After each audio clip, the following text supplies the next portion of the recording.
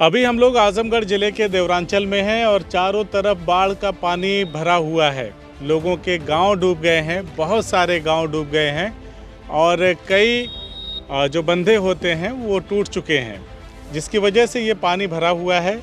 इस पानी के भरने का एक और कारण है कि नेपाल ने अचानक से पानी छोड़ा और यहाँ पर ये सारी चीज़ें इस तरह से है। अभी स्थिति बड़ी भयावह है क्योंकि आगे गले तक यहाँ तक पानी भरा हुआ है और हम ऐसे में एक नाव का हमने सहारा लिया है और गांव की तरफ धीरे धीरे हम लोग जा रहे हैं, बरामदपुर गांव की तरफ।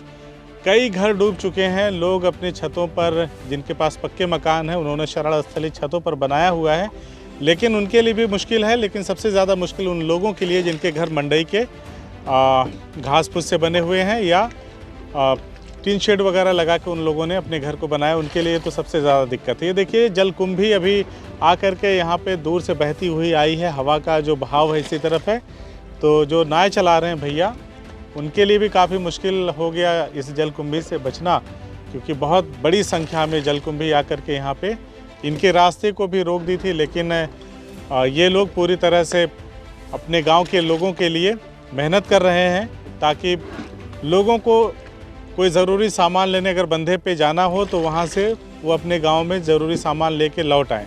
पीछे एक सिलेंडर रखा हुआ है एक भाई साहब का, वो सिलेंडर लेने गए थे। पानी देखिए गांव में, क्योंकि जो हैंडपम्प हैं वो हैंडपम्प पूरी तरह से डूब चुके हैं, तो पीने का पानी मिलना बड़ा मुश्किल है। इसीलिए अब लोग डब्बों में पानी लेके बंधे से आ रहे हैं।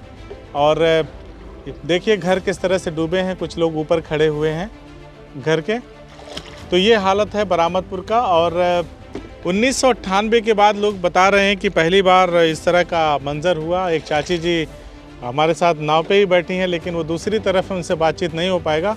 हमने उनसे पूछा कि ऐसा कब देखा था आपने, तो उन्होंने कहा कि बचपन में देखा था। उम्र मुझे लगता है कि 60 से 65 साल के आसपास उनकी उम्र होगी।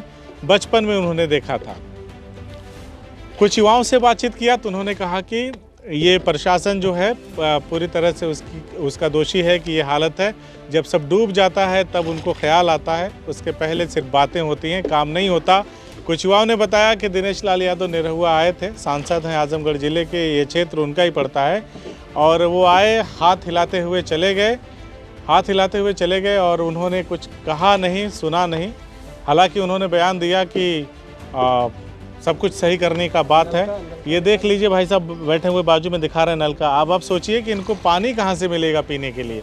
ये हालत है गांव के लोगों की। तो हमने नाव वाले भैया से बड़ा रिक्वेस्ट किया कि भैया हमको जो है एक बार गांव घुमा दीजिए, ताकि यहाँ की जो दिक्कतें हैं, परेशानियाँ हैं, दुश्वारियाँ हैं, उनको दिखा सकें। तो बाजू में बैठे हैं नाव वाले भैया से भी बातचीत करेंगे। एक सज्जन बैठे हैं बाजू में। क्या नाम है आपका? मेरा प्रेमचंद नाम है। प्रेमचंद नाम है। तो प्रेम भाई, ये कब हालत हुआ है ऐसा? हालत है सर 4 दिन से है। बाकी प्रशासन की तरफ से कोई सुनवाई नहीं है। एक नाव चल रही है, वो भी गांव की नाव है, यही गांव की है। हाँ, वही लगी है। हाँ। और कोई यहाँ अपना प्रशासन न कोई सुनवाई नहीं है। अच्छा। चाहे मरो बजियो, कोई किसी से मतलब लाइट काट दी गई है। तो हमने बोला लाइट कट गई है तो कम से कम किरासन का तेल मिल जाता, तो आदमी अपना उजाला में रहता। किरोसिन का ऑयल भी नहीं मिला है। हाँ, मिट्टी का तेल जिसको गांव में वो भी नहीं मिला, ताकि लोग अपना उजाला कर सकें। आज बाढ़ आ गई है तो सांप जो घर बचा भी है थोड़ा बहुत, उसी पे सांप भी आ रहे हैं। तो रात को बताइए हम लोग कैसे ज़िंदगी काटें हैं? इस प्रशासन को सोचना चाहिए ना इस बात को कि रात में अगर तो बड़ा हो हल्ला हो रहा था कि बहुत पहले से तैयारी हो रही है, बंदा उंदा टूटेगा। कोई तैयारी नहीं होती है। बस जब बाढ़ आ जाती है तब जब हम लोग परेशान हो जाते हैं तब प्रशासन आएगा एक आधे दिन, वो भी बंदे से अपना चला जाएगा। देखिए एक माता जी घर के अंदर चौकी पे बैठी हुई हैं और ये हालत है यहाँ के लोगों की। ज़िंदगी सोचिए कितनी दुश्वार है। तो अच्छा, ये पानी भरा है तो लोग बीमार भी होंगे। कोई मेडिकल टीम आ रही है? कोई नहीं, कोई मेडिकल टीम, स्वास्थ्य विभाग का कोई टीम नहीं। बस आप ये आए इधर, नहीं तो कोई आप तक कोई प्रशासन नाव पे बैठ के इधर नहीं आया देखने के लिए। अच्छा। कोई आता बंदे से अपना बोल के हाँ प्रधान ये करवा दीजिए, वो करवा दीजिए करके चले जाते हैं बुलवावा दे करके। हमने तो आज कहा कि धरना प्रदर्शन करिए, तो लोग कहे कि अब क्या हम लोग खुद डूब रहे हैं तो क्या धरना प्रदर्शन करें हम लोग।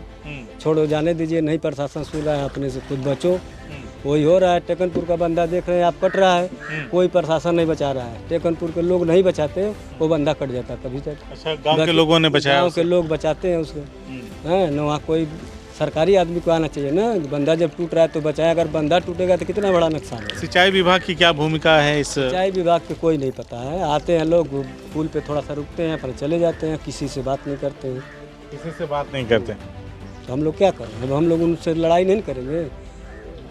आप आए हमसे पूछे हैं तो अपनी परिस्थिति बता रहे हैं आपको। तो क्या कहेंगे जो नेता होता है, जो अधिकारी हैं, उनसे क्या कहना है? कोई वही है कि बस जब इलेक्शन अगर आ जाए तो सब कोई रोज आएंगे, इलेक्शन बीत जाएगा तो कोई नहीं सुनने वाला है कि क्या हो रहा है क्या नहीं हो रहा है। अभी इलेक्शन रहता तो रोज द्वारे पे 10 नेता आते, वोट हमको दीजिए, वोट हमको दीजिए, यही सब है। चुनाव का समय आएगा तो लोग इस तरह से करते हैं कि हमको वोट चाहिए और हम काम कर देंगे, और जब मुसीबत में रहते हैं तो कोई नहीं आता है, कोई तो कुछ राहत सामग्री खाने पीने की चीज़ें? राहत अभी सामग्री की एक सामान किसी को नहीं मिला, किसी को नहीं मिला। जब नाव नहीं मिले आने जाने के लिए तो सामग्री कहाँ से मिलेगी? अच्छा, जो नाव नहीं मिले, एक नाव है अब इसी पे देखिए भर भर के आदमी आ रहे हैं। अब आधे घंटे में वहाँ जाएगी तो वहाँ गौरव, फिर यहाँ आएगी, कोई बीमार पड़ जाएगा तो दोनों तरफ ही मुश्किल है, लोग इंतज़ार करते हैं। राहुल एक बार खड़े होकर दिखा दो, एक माता जी को लाया जा रहा है यहाँ पे नाव में बिठाने के लिए शायद, या क्या है। ये देखिए कैसे लोग परेशान हो करके यहाँ पे परेशान हैं। अच्छा भैया, एक ही नाव है ना? आपकी नाव है? एक ही नाव, हमारी नाव है बस। आपकी नाव? नाम क्या है आपका? राम केवल सिंह। तो इसको मतलब आप चला रहे हैं तो कुछ आपको भुगतान वगैरह होगा क्या? अरे भुगतान अभी क्या कई महीने बाद मिलेगा, भुगतान मिलता है। हाँ मिलता है। तो यहाँ पे गांव के लोगों की सुविधा के लिए कितनी नाव होनी चाहिए? कम से कम 3 नाव होनी चाहिए हमारे गांव की सुविधा के लिए, तब काम चल सबका हो जाता। अच्छा, तो आप लोग अधिकारी कोई आया था आपसे नाव जब यहाँ चलाना आप शुरू किए, किसी कहने पे शुरू किया आपने से? नहीं, लेखपाल आए, वही कहे कि हाँ ना लगा दीजिए चले, बस वही आए, हमने लगा दिया। हाँ, तो चलिए ये हाल है यहाँ पे देखिए लोगों का, और हम लोग चलेंगे थोड़ा सा गांव के लोगों से भी कुछ उतर के बातचीत करेंगे जो पानी में घिरे हुए हैं, और दिखाते हैं आपको कि क्या यहाँ की दशा है, ताकि शासन प्रशासन की आंख खुल सके और लोग यहाँ पे ध्यान दे सकें। जो नेता बड़े बड़े दावे करते हैं, वादे करते हैं, वो ध्यान दे सकें। बड़ी परेशानी यहाँ पे, लोग कह रहे हैं कि मिट्टी का तेल यानी कि केरोसिन ऑयल भी नहीं मिला है, लाइट काट दी गई है, और लाइट कटना भी चाहिए बिल्कुल, क्योंकि करंट का खतरा है। लेकिन आप ये बताइए कि जब उजाला नहीं होगा रात में, जो विषैले जीव जंतु सांप वगैरह आके वहाँ पे छतों पे बैठ जा रहे, घरों पे चढ़ जा रहे हैं, तो उनकी क्या दशा होगी, ये सोचने का विषय है। दिवारा के लोगों की मदद करने की ज़रूरत है, क्योंकि मदद नहीं होगा तो इंसानियत मर जाएगी। ज़्यादा से ज़्यादा इस खबर को शेयर करें ताकि लोगों तक इनके दर्द को पहुंचाया जा सके, और लोग बढ़ चढ़ करके, चाहे आमजन हो, समाज सेवी हो, नेता हो, शासन स्तर से मुख्यमंत्री तत्काल कदम उठाएं इन लोगों की मदद के लिए, ये सारे प्रयास किए जा सकें। धन्यवाद।